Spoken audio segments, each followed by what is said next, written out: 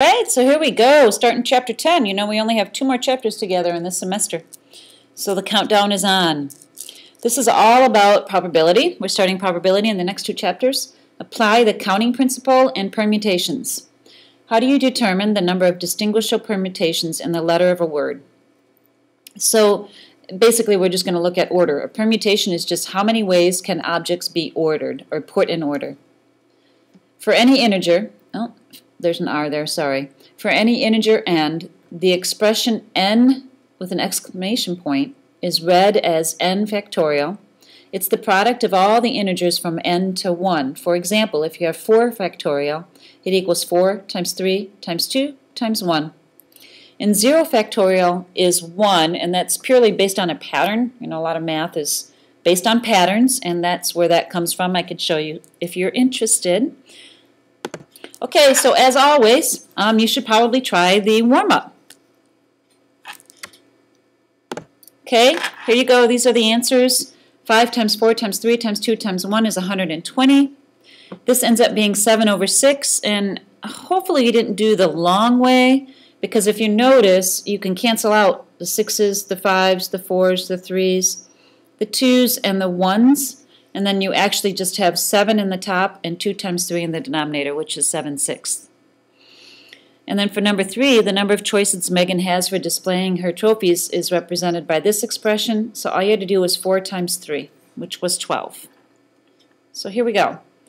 All right, let's do a little bit of counting principle and permutations. At a blood drive, blood can be labeled one of 4 types, A, B, AB, or O. One of the 2 RH factors, positive or negative, and one of the 2 genders, female or male. How many different ways can blood be labeled? So I know you know from your elementary days, a tree diagram. And that's what we're going to do for this one, so we can kind of see how many different ways they could all be ordered. I'm going to start with starting with the blood types, A, B, put a space between so you have room to make your little tree. It's like a factor tree. So for type A, we could also have positive or negative. So I'm going to branch off and do positive, negative for each of the blood types. Okay? And then off of each of those branches, we could have A, positive, and it could be male or female. So I got to do that all the way across. Yeah, I know it takes a while.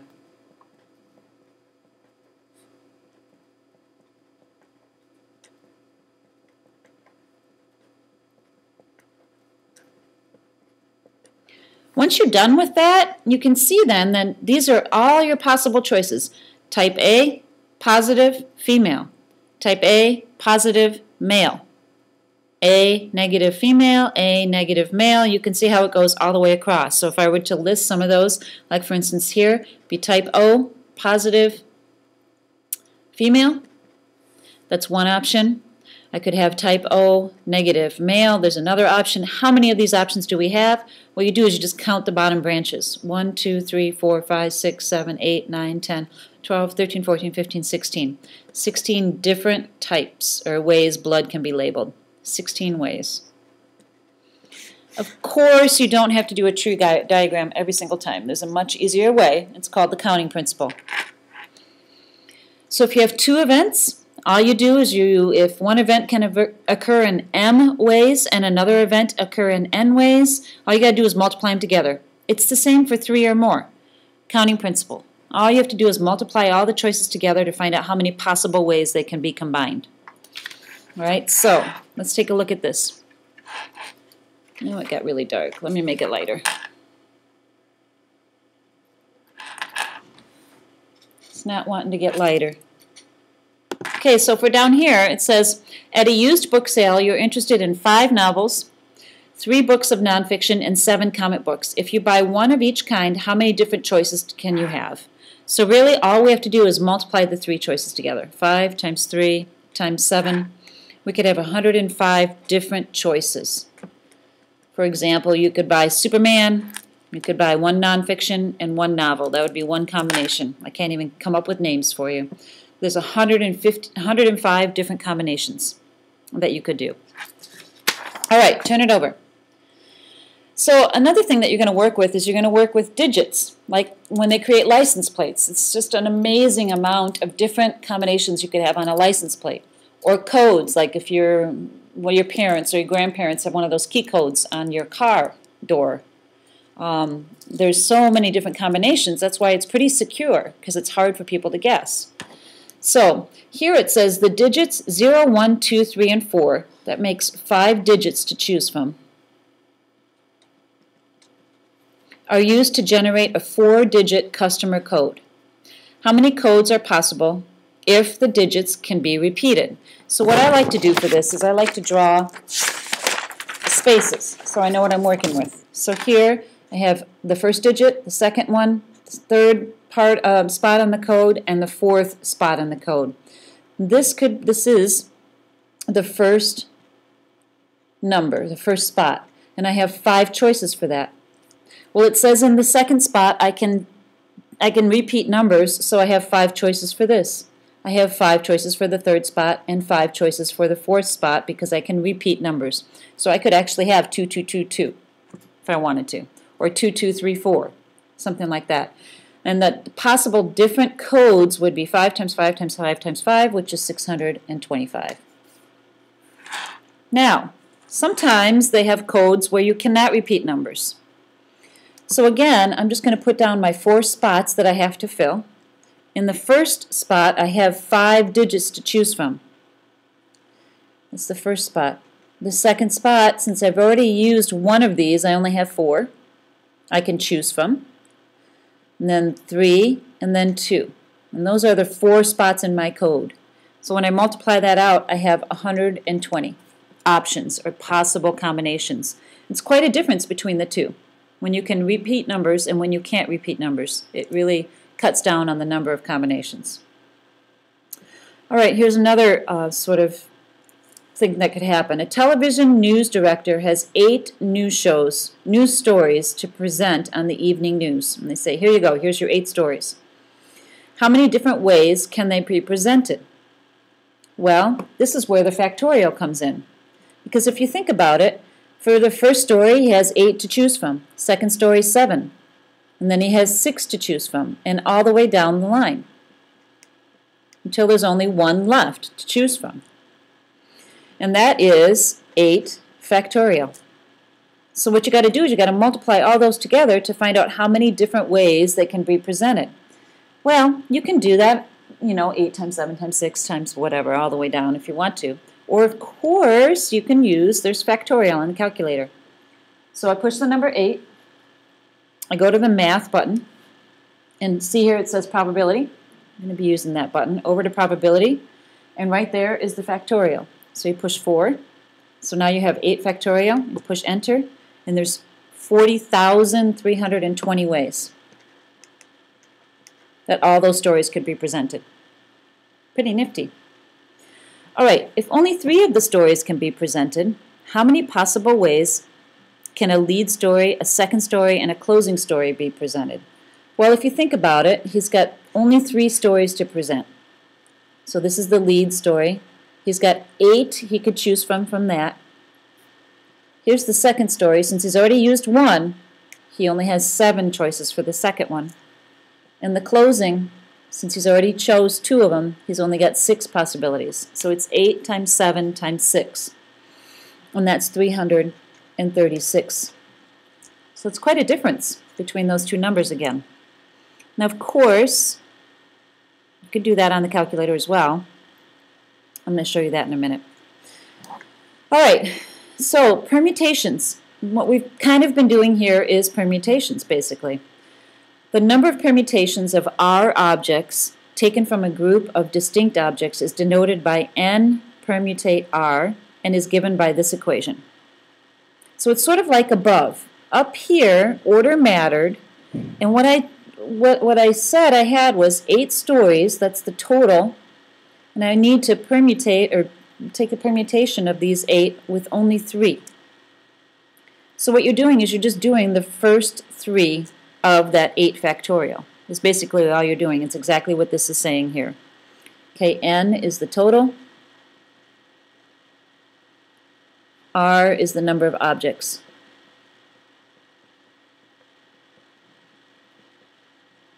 which is exactly what we did. We're doing the first 3. 8 times 7 times 6. That's what that's saying. So let's practice that a little bit. How many different ways can 4 raffle tickets be selected from 50 tickets if each ticket wins a different prize? Okay, so the 50 tickets is the total, and we have only 4 that we're going to use. Okay, how many different ways can 4 raffle tickets be selected from 50 tickets if each ticket has a different prize? So what we're doing is we're doing 50 permutation 4. So what this equation says is this is your n, and this is your r. So I'm going to set it up to look like the equation. It equals 50 factorial divided by 50 minus 4 factorial. And what that actually looks like is, I'm just going to write some of them. Don't worry, I'm not going to go all the way down. Just going to write some of them so I can show you what's happening. Divided by 50 minus 4 is 46 factorial. Oh, look at what we can do here. These cancel out. So really what we have is we have 50 times 49 times 48 times 47 is what our answer is going to be. And of course there's a way to do that on the calculator. So let's do it. I'm going to plug in 50, and again I'm going to go to my math button, over to probability, and here look at the number 2. It says NPR. Pretty handy. Push 2, and then I have 50p4. Push 4, and there's my answer. A lot of different ways.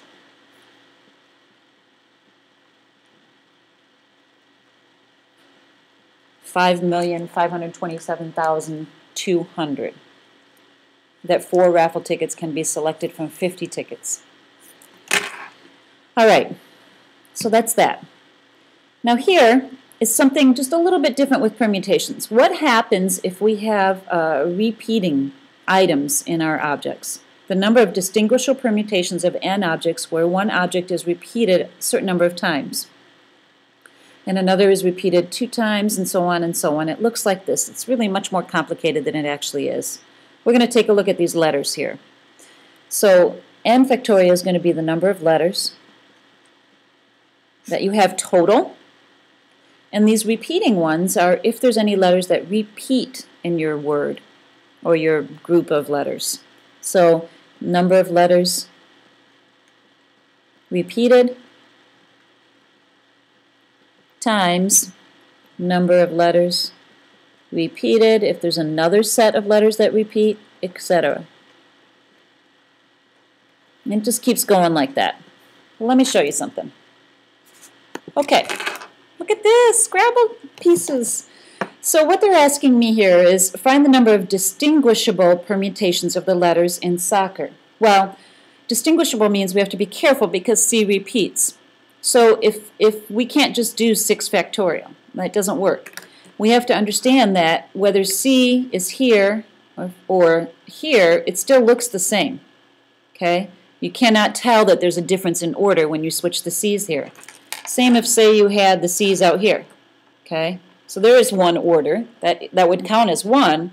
However, if you switch these C's, it doesn't look any different. It's not distinguishable. So you have to consider that when they're asking you this question. That's what they're saying. So that's why we have to do this little equation here. We have to say, okay, I know that I had 6 factorial if I wasn't considering the C's, which are the same. But since it has to be distinguishable, I have to consider that those C's are there. So you have to divide it by, you see in this word soccer that there's 2 C's. So there you go. You divide it by that, the repeating amount of letters. So then that becomes 6 factorial, 2 factorial. And if you consider this and write it all out, these cancel out, so you really have 6 times 5 times 4 times 3, which is 360. All right? Now, let's look at this word swimming. Slightly different because there's 2 sets of letters that repeat. So first you count how many you have altogether. 1, 2, 3, 4, 5, 6, 7, 8 letters altogether. That's what goes on the top. And then, since we have to be sure it's distinguishable, the order if you were to switch those letters around, you go and you say, all right, I have 2 M's that are repeating, and I have 2 I's.